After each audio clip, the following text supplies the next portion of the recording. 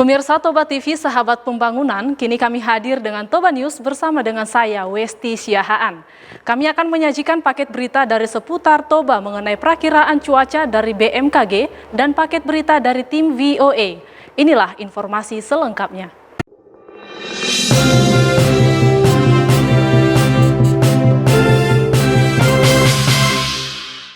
Pada hari Senin tanggal 4 Mei 2020, dalam rangka pengamanan arus lalu lintas dari luar wilayah serta antisipasi untuk memutus mata rantai penyebaran virus corona, pemerintah Kabupaten Toba beserta jajaran Polri dan TNI yang melibatkan Dinas Kesehatan, Dinas Perhubungan menggelar operasi checkpoint di 2 titik perbatasan. Berikut informasi selengkapnya. Dari mana mau kemana, Bu? Mau ke Siantar ya, Bu ya? Senin 4 Mei 2020, dalam rangka pengamanan arus lalu lintas dari luar wilayah serta antisipasi untuk memutus mata rantai penyebaran virus corona, pemerintah Kabupaten Toba beserta jajaran Polri dan TNI yang melibatkan Dinas Kesehatan, Dinas Perhubungan, serta Satpol PP menggelar operasi checkpoint di 2 titik perbatasan yang sudah berlangsung selama sepekan. Satu persatu pengendara roda 2, roda 4, maupun penumpang angkutan umum diperiksa oleh petugas dan tim medis. Operasi checkpoint tersebut digelar untuk memeriksa asal dan tujuan kendaraan serta kejujuran kesehatan dari pihak terkait dalam pengukuran suhu tubuh guna dilakukan pendataan bagi Dinas Kesehatan. Polres Toba sendiri telah mendirikan 2 pos checkpoint, yakni di Desa Hinalang, Kecamatan Balige, dan di wilayah Kecamatan Lumbanjulu. Setiap lokasi checkpoint diharuskan mencuci tangan dan menggunakan masker untuk mengantisipasi penyebaran virus corona. Kita mengimbau kepada pengemudi atau penumpang agar menggunakan masker, dan buat sopir kita imbau juga kepada mereka agar membawa penumpang itu tidak seperti biasanya 3 satu bangku. Ya, kita upayakan kita himbau mereka itu kalau bisa, dan memang harus membawa penumpang itu satu bangku itu 2, di tengah 2 ada jarak dia 1 meter. Tadi kita mulai dari jam 8, nah nanti berakhirnya sampai jam 6 sore gitu. Di Kabupaten Tobasa ada 2 titik, di sini Sopo Surung, dan di perbatasan Lumbanjulu di Eniatolu 1 titik lagi. Kita ketahui sekarang kan yang telah dilaksanakan PSBB atau daerah yang banyak masyarakatnya menderita COVID-19 seperti Medan, Pekanbaru, Padang. Jadi kendaraan kita perhatikan itu mobil pribadi ataupun mobil penumpang ya yang plat BM, BK, dan Padang BA. Dari Kecamatan Balige, Toba TV melaporkan.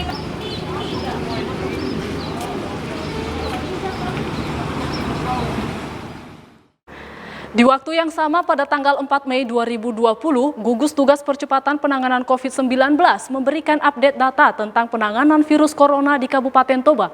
Inilah informasi selengkapnya. Senin 4 Mei 2020, gugus tugas percepatan penanganan COVID-19 memberikan update data tentang penanganan coronavirus di Kabupaten Toba. Sekretaris Dinas Kesehatan Siti Nuraya merilis data penyebaran COVID-19 di Kabupaten Toba, yakni orang dalam pemantauan sebanyak 4 orang, pasien dalam pengawasan sebanyak 1 orang, pasien positif masih nihil di Kabupaten Toba. Jumlah ODP per 3 Mei adalah sebanyak 5 orang. Selesai pemantauan ada 1 orang. Jumlah ODP per 4 Mei 2020 sebanyak 4 orang. Sedangkan jumlah PDP kita ada 1 orang.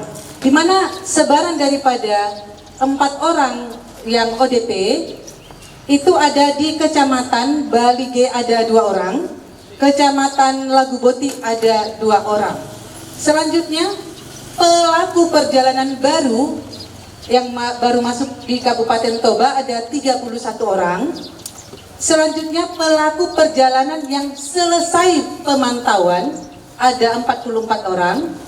Total pelaku perjalanan dalam pemantauan ada 854 orang. sedangkan total pelaku perjalanan yang telah selesai masa pemantauan sebanyak 2.780 orang. Dalam keterangannya, Bupati Toba Darwin Siagian menyebut bahwa dalam 2 minggu ini, tim berkutat memverifikasi dan mengevaluasi data hingga valid. Namun kondisi saat ini Kabupaten Toba dihadapkan dengan status tanggap darurat hingga tidak luput dari kesilapan. Bantuan sembako dari pusat 6.021, ada tambahan 3.136. Bantuan sosial tunai dari Kemensos itu ada 15.729, terdiri dari DTKS 7.000, non DTKS 8.729, sehingga total yang mendapat bantuan dari Kementerian Sosial itu untuk masyarakat Toba yaitu 29.630 KPM. Tadi sarannya supaya jalan dari Tumpang Tindih. Dalam rangka itu tadi saya sebutkan tadi ke Bapak Ibu, kita sudah memvalidasi.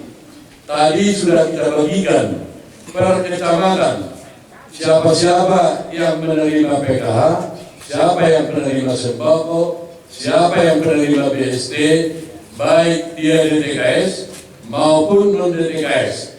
Mereka nanti akan prioritasi, sehingga kita berharap tidak ada lagi yang double-double. Tapi kalau menurut saya, tunggu dulu daripada tanda bola. Jadi kita harus sepakat dulu ini. Jadi jangan kita persoalkan itu dulu. Kalau menurut saya, Lokman dulu, asal. Nah, penting kita berupaya untuk tidak dulu. Data penyebaran COVID-19 Kabupaten Toba, Senin tanggal 4 Mei 2020. Pada saat pintu raya ditutup, mereka bisa buka kembali menjadi mama. Dari Posko Gugus Tugas Kabupaten Toba, Toba TV melaporkan. Alat pelindung diri yang pada saat pertama. Pada hari Senin tanggal 4 Mei 2020, BPJS Kesehatan Cabang Kabupaten Toba memberikan konfirmasi tentang penurunan iuran BPJS Kesehatan Mandiri. Berikut informasi selengkapnya.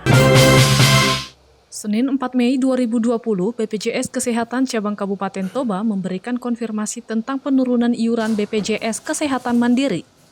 Dalam hal ini, Kepala Cabang BPJS Kabupaten Toba, Dolok Erikson Siagian, memberikan keterangan bahwa iuran BPJS sudah kembali ke iuran normal per tanggal 1 Mei 2020. Dan dalam masa pandemi ini, BPJS menerapkan sebagian petugas dengan work from home dan mengedukasi para peserta yang datang berurusan dengan petugas mengharuskan memakai masker. Jadi saat ini memang BPJS Kesehatan juga mengikuti ketentuan yang sudah ditetapkan oleh pemerintah terkait pencegahan virus COVID-19 ini. Yang pertama, untuk operasional kantor BPJS Kesehatan memang tetap beroperasi karena kita termasuk ke dalam pelayanan publik juga ya, termasuk Pak. Jadi untuk mencegah penyebaran virus COVID-19 ini memang seluruh BPJS Kesehatan di Indonesia saat ini memang menerapkan pelayanan terbatas namanya Pak. Artinya pelayanan terbatas tadi, Bapak Ibu yang menjadi peserta BPJS Kesehatan bisa mengakses kantor BPJS Kesehatan, kemudian juga melalui sistem online. Jadi pendaftaran bisa dengan menggunakan aplikasi JKN Mobile, tinggal download dari aplikasi Android ataupun Apple dari handphone masing-masing, bisa melakukan pendaftaran langsung dari aplikasi tersebut, atau bisa menelpon ke 1.500-400. Nah, Bapak Ibu tidak perlu datang ke kantor untuk mendaftarkan peserta dan anggota keluarga menjadi peserta BPJS Kesehatan. Kemudian yang lainnya, untuk peserta yang datang ke kantor juga terutama kita perhatikan dulu. Jadi kita melakukan pengecekan suhu tubuh menggunakan termometer gun yang ada di depan. Kemudian juga kita menggunakan hand sanitizer. Jadi setiap peserta yang datang harus menggunakan hand sanitizer.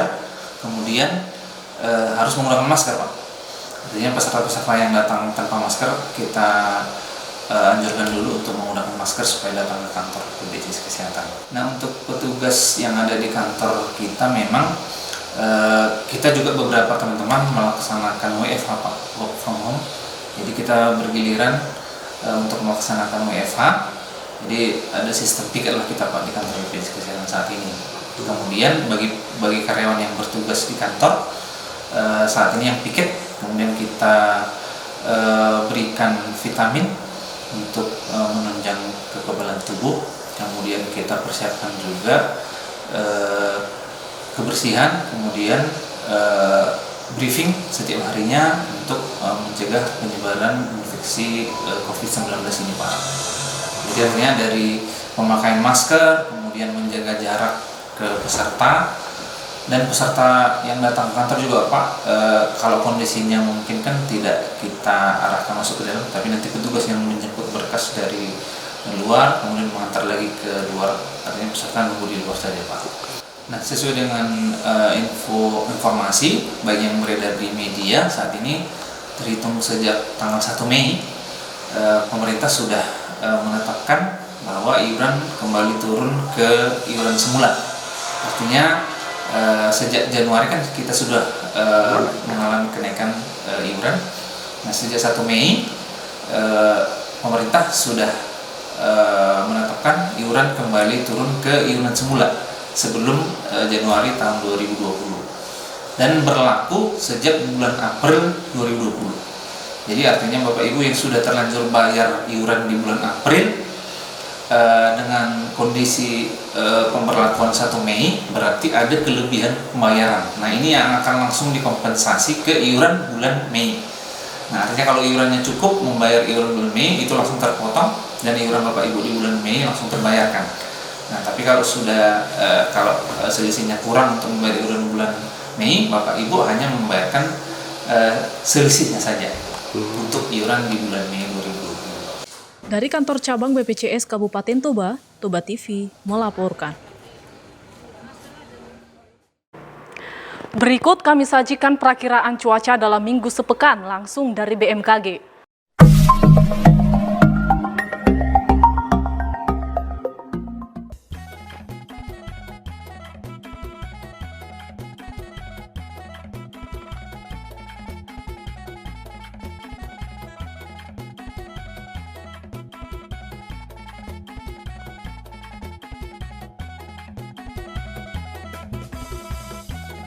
Horas, apa kabar Sobat BMKG Silangit sekalian? Semoga sehat selalu ya. Kami dari BMKG Silangit tidak henti-hentinya untuk mengingatkan Sobat BMKG Silangit sekalian untuk tetap di rumah untuk menghindari penyebaran virus COVID-19. Dan jangan lupa ikuti sosial media kami untuk mengetahui perkembangan informasi cuaca di rumah kalian ya Sobat. Baiklah Sobat, kami dari BMKG Silangit bersama saya Christina Fondebora Sialahi akan menyampaikan informasi cuaca untuk 1 minggu ke depan untuk Kabupaten Toba, Kabupaten Samosir, Kabupaten Simalungun, Kabupaten Humbang Hasundutan, dan Kabupaten Tapanuli Utara.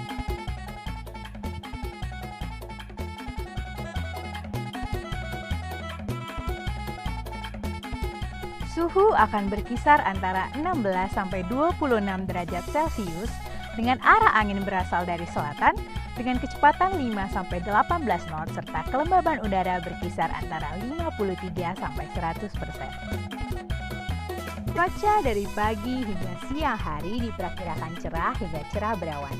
Namun potensi hujan ringan diperkirakan terjadi di sebagian besar wilayah Tapanuli Utara dan Toba. Kemudian dari siang hingga sore hari, cuaca pada umumnya diperkirakan hujan sedang.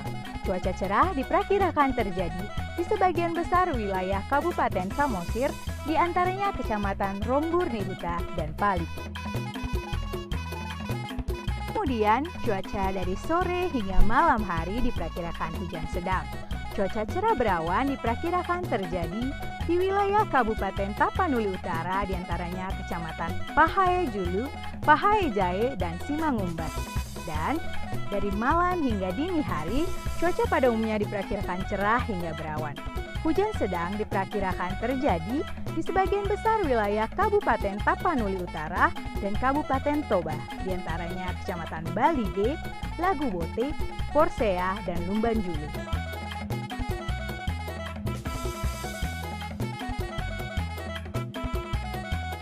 Demikianlah informasi perakiraan cuaca untuk 1 minggu ke depan dari BMKG Silangit. Sampai jumpa di perakiraan cuaca minggu depan. Horas, horas, horas!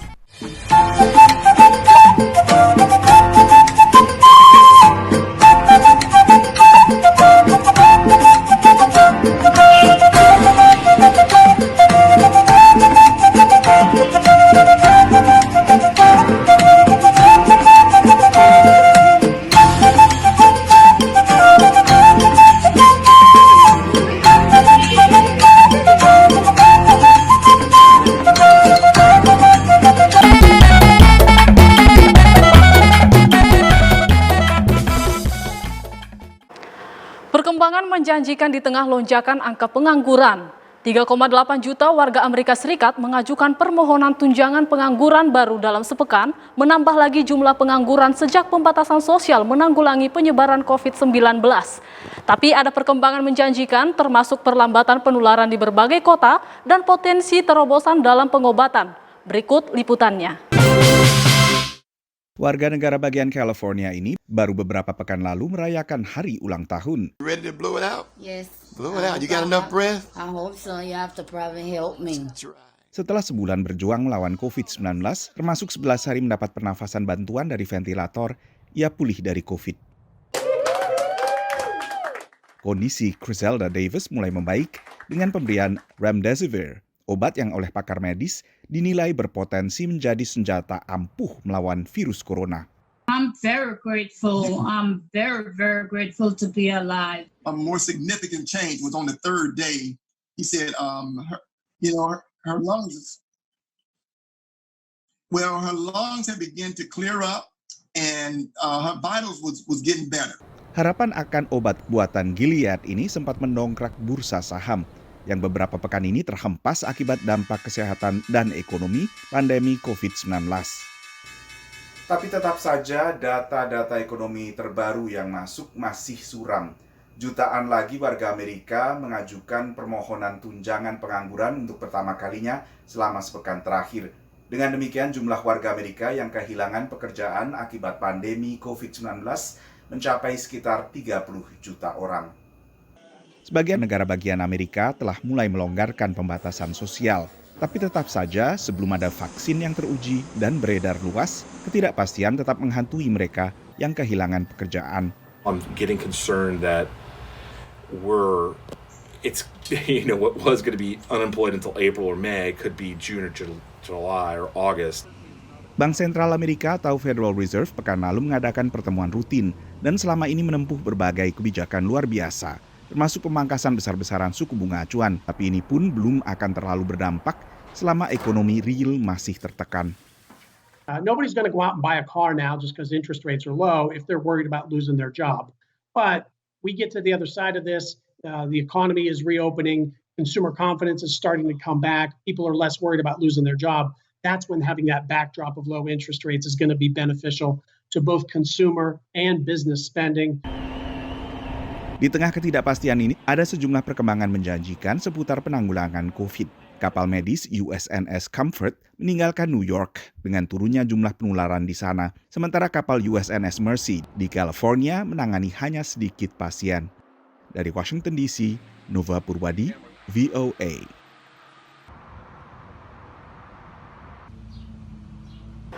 Korea Selatan yang sempat menjadi epicentrum COVID-19 akhirnya bisa mengatasi penyebaran virus dengan metode pelacakan kontak alias kontak tracing. Tapi di negara seperti Amerika Serikat, penerapan pelacakan kontak menghadapi kendala kultural meski kontak tracing memungkinkan pelonggaran pembatasan sosial. Selengkapnya ikuti laporan VOA. Contact tracing atau pelacakan kontak belakangan muncul sebagai cara efektif menekan penyebaran COVID-19. Metode ini bukan sepenuhnya metode baru. Contact tracing is a traditional public health strategy that dates back to the 30s. It's used to control the spread of communicable diseases. The idea is that somebody who has a communicable disease is diagnosed and reported. The health department talks to that person, understands who they've been in contact with. For example, even during smallpox, contact tracing was used to identify people who were infected, the people that they may have exposed, and then following up those people initially to keep them isolated. And then when the vaccine was available, the idea of contact tracing for smallpox allowed us to vaccinate the people around those who were confirmed as having infection. Tapi dengan perkembangan teknologi, terutama teknologi seluler abad ke-21, pelacakan kontak ini bisa dilakukan dengan lebih efektif dan cepat. The principle is that you use someone's cell phone location data so that if I were to be diagnosed with COVID-19 infection, you could take my cell phone data and find all the other phones that were within a 6-foot distance of me in the last several days when I may have been infectious, and you could immediately and automatically send an alert to all those phones and reach all of those contacts and let them know that they should get isolated and get tested right away. Di Amerika, raksasa teknologi Apple dan Google yang biasanya bersaing bekerja sama menghadirkan pelacakan kontak. Kontak tracing terbukti telah efektif dalam menekan penyebaran COVID-19 di negara-negara seperti Singapura dan Korea Selatan. Singapura dan Korea Selatan kebetulan adalah negara Asia yang warganya memang lebih terbuka terhadap proses pemantauan menggunakan teknologi seluler. Tapi di epicentrum pandemi, Amerika Serikat dan juga negara-negara Eropa, pelacakan kontak bisa mendapat resistensi karena warga negara-negara barat cenderung menjunjung tinggi kebebasan individu dan mempersoalkan isu privasi terkait pengumpulan data seluler. What is life going to be like after the first phase of this pandemic, and the second and the third? And how much of our liberty are we willing to lose? And we've got to be very, very cautious about that, because if there's one thing that we've learned from the counter-terror years, it's that emergency measures that are put in place always endure and they always expand. Never expect that these are going to be automatically rolled back, because it won't happen. Keunggulan contact tracing bersamaan dengan ketersediaan tes dan juga perawatan pasien adalah dengan terpantaunya penyebaran virus secara lebih akurat, maka langkah-langkah pembatasan sosial tak perlu diberlakukan terlalu ketat karena warga yang terpapar bisa langsung mengarantina diri begitu diberi pesan singkat. Dari Washington DC, Nova Purwadi, VOA. Demikian informasi yang dapat kami sajikan. Saya Westi Siahaan dan kru yang bertugas mengucapkan terima kasih dan sampai jumpa.